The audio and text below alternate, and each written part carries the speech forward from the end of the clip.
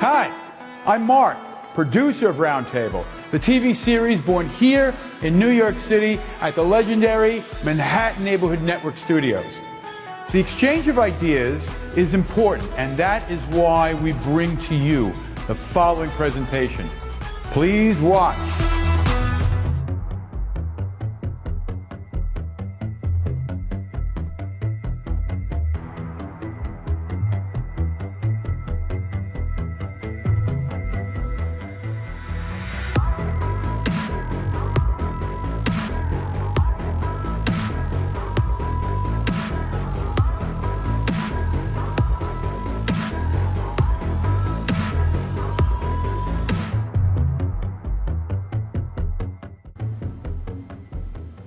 Good evening and welcome to Single Shot Show at Manhattan Neighborhood Network. Tonight we will be continuing our conversation about NFT art, the phenomenon we making a series of programs on, something that really shook art world recently.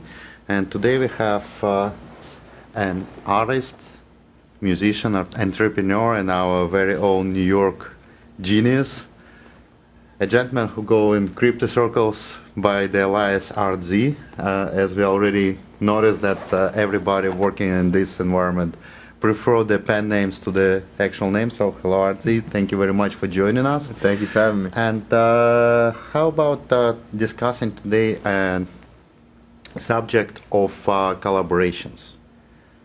Right now there is an auction in which there are several of your works presented, and all of them are collaborations with various very interesting and very different artists, showing a huge diversity of visual applications of NFT in combination with music. Yeah. So let's tell me how it started, how you decided to work in collaborations for purposes of creating NFTs.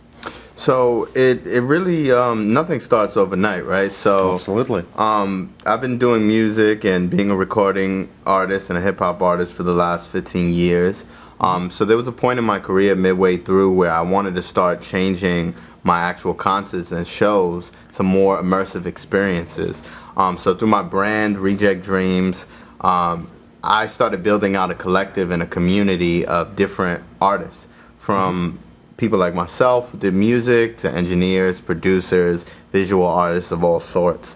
When I did that, I started changing my shows into actual mixed media gallery events, and then I put on the curator hat and I started creating these experiences by showcasing different people in my community, visual artists, comedians, fashion designers, so on and so forth. So my plan was to just create experience, and similar to Marvel or maybe X-Men, as people discovered me as a musician, they also get to meet these other quote-unquote superheroes that I deem very special.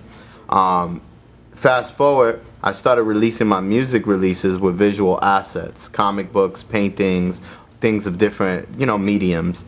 When I discovered NFTs, I was already doing this for 7-8 years, putting together visual artwork with my music, and it just made perfect sense with me. And instead of, now I've brought some of my friends from the traditional art world into the NFT space, but when I first started, I'm all about keeping my ear to the ground and building from the ground up with people. So I discovered a bunch of new artists in the NFT community. Some of them were traditional, some of them were digital artists, and I started collaborating with them. And I started fusing my music along with their visual art and curating these conceptual collections that spoke to the idea or theme of a song of mine, an album, a project, so on and so forth. So that's one of those classic cases. I was doing it before it was cool. Yeah. That's excellent. So as we mentioned actually before we started the conversation on camera, in traditional art world, we're talking about visual arts, painting, editions, collaborations usually are frowned upon, and with very few exceptions considered to be more of a lower level of creativity, but in NFT world, as I understand, it's the next best thing to sliced bread. So, why do you think NFT Vault embraced the idea of several artists collaborating so easily? Because truthfully, I think in NFT culture, right, it's like a Wild West. There's no specific rules or experts, right? There's just people from all different parts of the lands expressing themselves. So I think the fact that it's built on a foundation where it's kind of meant to create a new infrastructure versus following a traditional one, that this is more accepted. But I think just in general, collaboration, especially me having a music background, is something that I always think went hand in hand with the ethos of my brand, of who I am as an artist and a curator and a collaborator. And I think maybe, you know, in the traditional art world, people might frown upon collaboration from an artist putting out, like you said, editions, right? But when you think of any of these movements, Impressionism, these different types of movements that happen in art, it wasn't just always one artist leading those movements, you know? It was collaborative efforts of, you know, artists, collectors, people who enjoyed it, possibly. On a conceptual level, indeed, and art movements is a subject for completely separate conversations. Which we probably will have to have, because that in a way is exactly what's happening with what you're doing on a larger scale. But talking about specific artwork, it actually is not so easy to create a collaboration that actually would work for more than one person. For one simple reason: most of the artists actually are egomaniacs, and it's no secret, we know that. Guilty as charged. So working with somebody else and creating a piece that you don't have entire control of, for anybody except for large-scale musical production and video production, where by definition it's virtually impossible to be a lonely cowboy. It's a pretty foreign idea, and I would imagine that at some point you actually had hard time making the artists to get into this mood, into this state of mind where they're working with somebody else as equal partners. Believe it or not, I would think that I did, right? But I have, it's something I guess maybe about me personally, or what I've been doing with innovation, or trying to push the envelope with things, that people have really opened up and trusted me along my journey personally. And it's because I embrace everybody's style and their authenticity to what makes them special. So I never want to like collab and work with an artist to make them what I want them to do. I want them to infuse their style with what I'm doing and create something completely new. You know, you have quotes like Basquiat where he says originality is something that's been done before through a fresh perspective, right? So I always like to look at quotes like that. And there's one show that I've seen at the MoMA, the One Woman Show by Yoko Ono, and she explains in the 70s in New York, she had a loft where she would leave her pieces of art around around her apartment, her loft, and she would allow people to come do parties there and actually engage with her art. And to me, when I read this, I sat there and said, wow, this is very vulnerable for an artist to allow somebody else to tamper, you know, and mess with it. But I think there's a beauty to that too, because I think whenever I go into the studio and in the booth, or whenever an artist is painting on a canvas, there's a point where you have to reach a certain amount of vulnerability to get what you're truly feeling out in your craft, you know? Well, yes, indeed, and it's actually very interesting word you used, vulnerability. Indeed, many artists feel vulnerable the moment they interact with the world, and actually, probably the respect was a key word in your reply. Yeah, I think there's always a mutual respect, and there's a synergy of connection with the people that I not only just work with artistically, but people I even just connect with as people, you know? Well, it's indeed always about personality, and well, the results, I've seen quite a few of those pieces, and you can actually see some of them behind us on the screen, and indeed that's a very interesting approach, and they're all very different, but as I understand, there are some technical limitations to what you're doing in terms of NFT. For example, size is one of limitations for NFT files. Yeah.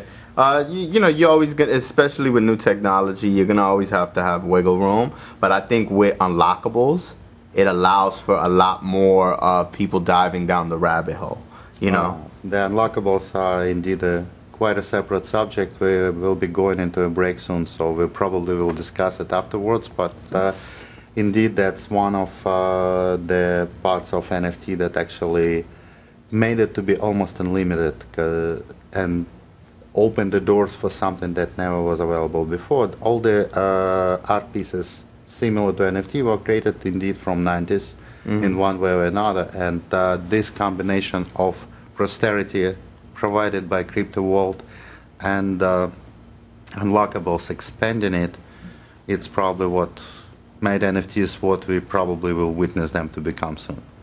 Definitely one of the catches to it, for sure. Yeah. And another thing, as you mentioned, that it's all the Wild West right now, and it's forming something completely new, which again we didn't see since the time you mentioned, since when Yoko Ono was actually one of the people who was creating something completely different. Haven't seen before. Yeah, no, it's a beautiful time to be alive, I would say. You know, I consider this like a new age renaissance in some way, and it's beautiful just to see like this space give birth and time to a bunch of new artists, new movements, you know, new ideas. Yeah, absolutely. The art world was in stagnation up until now, and now we see it really blossoming. Hopefully it wouldn't be the false alarm. We'll continue this after the short break. No problem.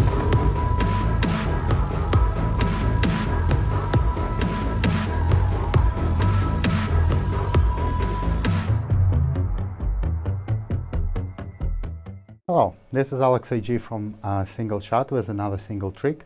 Tonight I want to tell you a little bit about post-production. There is one feature in Photoshop and many other photo editing programs that being used scarcely. That's channels. And there is only one reason why it is so. Nobody understands what it is for. Well, not nobody, but a lot of people don't. So when you see an image just like this, you are getting in channel that. And that's very counterintuitive, because you actually supposed to be seeing this. 3 separate sets of color, not of grayscale. So if you would think of each channel as specific color, for example, of red being red instead of grays, blue being blue instead of grays, and green likewise, you'll find channels very useful for editing.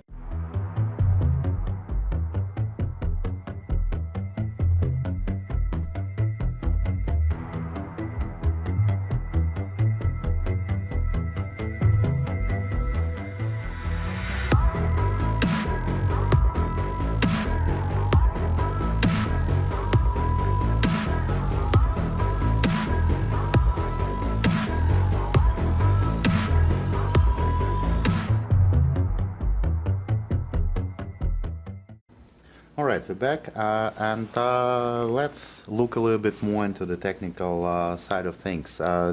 Besides everything else, collaboration requires 2 very different pieces of art, in your case in completely different media, to be actually balanced and put together. So how is it happening? How the art piece selected, how it's matched to the music? Is the music created for this art piece, or the art piece created for the music? So I've been taking a couple different approaches with it. I started by curating ideas. So for example, I have this project out called The Purple Suit, right? And it was inspired by a folk tale of an African princess warrior, right? And this, somebody, my friend Q, brought this story to me and said, hey, this would be a great story for you to cover, right? So I decided for Juneteenth to celebrate, you know, the day. I sat there and curated this collection called the Purple Suit Collection. What I then did is I took that story, brought it to my producer, and I said, hey, I want to create music around this story. He made a beat, made a production. I wrote a bunch of raps, some melodies, sang some stuff, and the song really speaks to appreciating and paying homage to our freedom fighters, the icons, the people who fought for revolution. It also speaks to, you know, acknowledging our ancestry and where we come from and our roots. So after I created the song, I then handpicked the artists that I felt like would be best fit for this kind of concept artistically, with what they do as far as in visual art. And I would send them the song, and then I would give them like highlight points, like, oh, because it's the purple suit, maybe we have whatever subject you're painting be purple, or the purple color infused. And then from there I kind of like let go of the reins, and they send me some roughs, and they're like, hey, what are you thinking? And 9 times out of 10 times, the artist that I choose, I already have a connection with, and it lands, and it works perfectly. And then the opposite way I've been attacking that as well is that sometimes an artist is creating something from a concept, and then I base the art that they give me off of a new song that I actually go and create. So similar to the auction that we're in right now with FiOS, there's a piece in there called Spinal number 2 from my homie Wes Henry, and it's a piece of Mike Tyson. So I took that painting, that still, and I actually threw it in my video editing program. I threw some effects on it, created a visual aspect to it, and then myself and my producer Todd the Sound God got together and we created a record around the painting, and we called it Gleason's Gym. That's where Mike Tyson boxed and trained. So I've been using both of these approaches. Sometimes one fits better than the other. Sometimes the artist has the work already, and then I can work through their scope. You know what I'm saying? So both ways I've been kind of doing it. There's been a couple times and instances where the artist will have some work, and I'll have music that already fits to it, the idea. But generally, I like cooking from scratch. Oh, that's actually a sensible approach. And you mentioned that you was actually participating in animating of this piece. So you're not only doing the sound part, you actually participate in the visual part as well. Yeah, so technically I am a musician, a curator, and a visual artist from the video, film, directing, editing side. But in my journey, I've played so many different roles: event coordinator, curator, right? That sometimes I can't even tell you everything I've done or that I do, because Absolutely. I'm just, I'm hands-on with everything I do, though. Like, there's not, you can watch every music video of mine on YouTube, and when we have certain wardrobes that are custom designed, I'm bringing ideas and treatments to the fashion designers that are sewing the clothes, different things of that nature. But I always believe in like, art is like one big melting pot. So when I'm getting together with my producers, we're sharing each other's vibes, ideas, we're throwing that in the pot. Same thing with the visual artists, Oh, it really sounds like pretty Renaissance approach to it, and it's a very good match to what we're seeing right now, because in a way it is another version of Renaissance we're living through. I agree. Yeah, so the visual part of those NFTs that you was creating with those artists is actually extremely diverse in the theme and the style, in approach to it. Some of them extremely realistic, some of them reminiscent of the comic art, some of them reminded me of Pixar cartoons, and some of them are pretty abstract, almost geometrical, but from what I understand, most of the music are coming from the same style direction. Did you ever made or considered making an art piece from a different musical style, or that's the only one you was ever employing? Oh no, for sure. I have. When you dive into my music and like really sit on my Spotify or YouTube, we at my company and brand Reject Dreams, we really pride ourselves in being unconventional. So I have hip hop songs that are more boom bap and rap, 90s golden age hip hop style, and then I have songs that I have Juilliard violinists and clarinet players playing, and there's a 6-minute song with opera on the end of it, and raps and auto-tune. So I believe in just being very like diverse, and throughout my music and my career, I've done that to continue to experiment and be a better artist and develop, but I've also done that because that's truly who I am. The same way I pick out the artists I like, right? When I curate, I don't just like maybe the animated cartoon stuff. I also appreciate abstract. I also appreciate these different styles. So I approach my music in the same way. Like one day I might wake up and I might just want to rap some very gutter, grimy raps and talk about New York City's hustle and bustle, and then the next day I might want to do storytelling. and speak from that vantage point. And I think the soundscapes really come from us just experimenting, and the messages really come from just the person I am, and being able to fortunately say that I have so many different types of people I've connected with in my life from all different walks of backgrounds. So there's artists that I've worked with that are from third world countries, right? There's, all different types of people that have been my fans, from people that have grew up in the hood with me in Brooklyn to people that are in the middle of India right now. So I take that into account whenever I was creating and developing as an artist, that I don't want to just serve to one demographic. I want to be able to have a palette of different moods and choices for you to choose. So one day you might want to hear ARTZ rapping, those more Brooklyn type of raps, and one day you might want to hear me on my hopeless romantic vibes, when I'm singing to the girls or talking about breakups or love and lust, So you can actually serenade somebody using rap. Yeah, never heard of that. When you make it, make sure to send me a link. Yeah. That's so you actually mentioned artists you're working with being from all different walks and life stories, and I know that there are some of the artists who actually was creating those collaborations with actually already succeeded in analog world, and those projects actually bringing them into the crypto world and letting them to make this next step to the new level of abstraction in terms of their art. So yeah, that's been a very interesting one too, because it's like, like you said, artists that have had experience and are veterans in their own right in the analog world, now coming into this world where they're starting with a clean slate. And I've seen it be good, really good, for some of these artists in the analog world, like artists like my friend Steve Bravo, who was killing it, and he was in galleries and behind the scenes he worked for some major companies, but now he's approaching this digital space and it's kind of like a new start, but people are really loving him. Well, as one of the artists who actually doing this transition right now, I can say that one of the most important parts of it is the fact that your artistic devices are expanded almost infinitely, and we can talk about it after the break. Yes, yeah.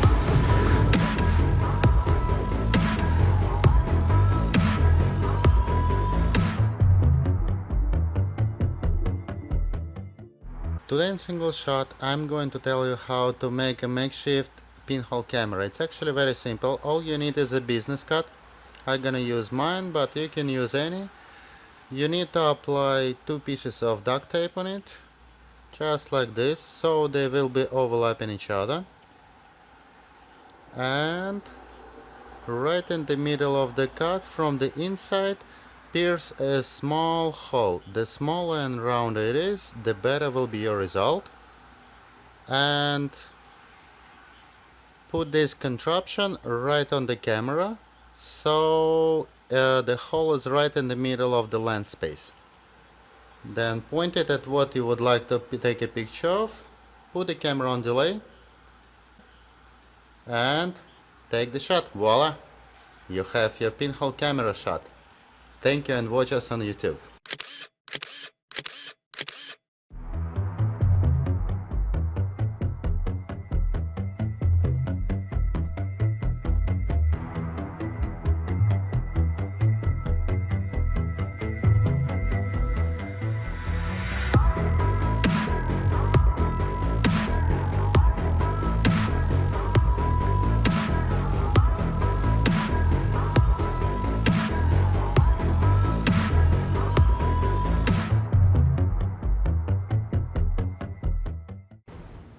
All right, we're back, and what we was talking before the break started about was the infinite artistic devices that are added to the palette.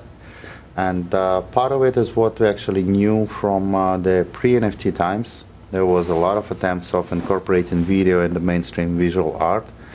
I mean, there is always musical clip as a form of art. You probably know about it more than I do. And the general filmmaking as form of art that allows you visual to be combined with a sound, but NFT gives you an opportunity to create a concise statement, which is a specialty of visual art from the beginning of time, but concise statement enriched with all kinds of additional opportunities, which would be turning it into the motion picture to a degree, adding sound to it, which is so important in the pieces you create, and on top of everything, adding something that can be extension of the actual piece, unlockables. So let's talk about those for a little bit, as I understand that you actually have a habit of adding pretty exciting unlockables to the works that created. Yeah, for sure. I think unlockables and NFTs and utility is a super important and valuable thing, not only for the artist from the experience side, but also from the collector. Because, you know, since we're living in this digital age, right, you buy an NFT and it can serve as a screensaver, it can serve as maybe a digital canvas of some sort, right? Maybe you have it on your Apple Watch. I've seen chains with them being That's showcased.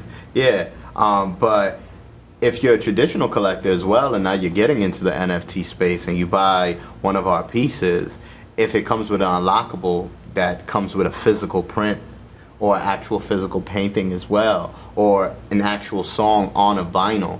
And I've done a bit of this already, you know, mailing some of my collectors comic books, t-shirts, stickers, things of that nature. And I think it adds to the allure of it, because now you're able to have your digital version and support that artist and say, hey, I collect from that artist. But now you're also be able to wear my t-shirt. You're also able to maybe hang up. I've seen like certain fans of mine cut up the comic book pages that I've sold and put them up on their wall framed as the separate pages versus the whole book. There is nothing unseen before about this. It's actually a very well-recognized form of displaying art. Well, unfortunately, our time for this episode ran out. Thank you very much. It was enlightening and inspiring, and good luck with creating this collaborative art. It's really beautiful. You know, I'm the biggest fan.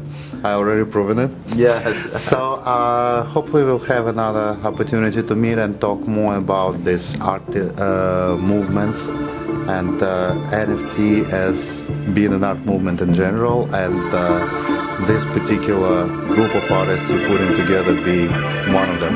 Yes, thank you. Thank you. Appreciate it.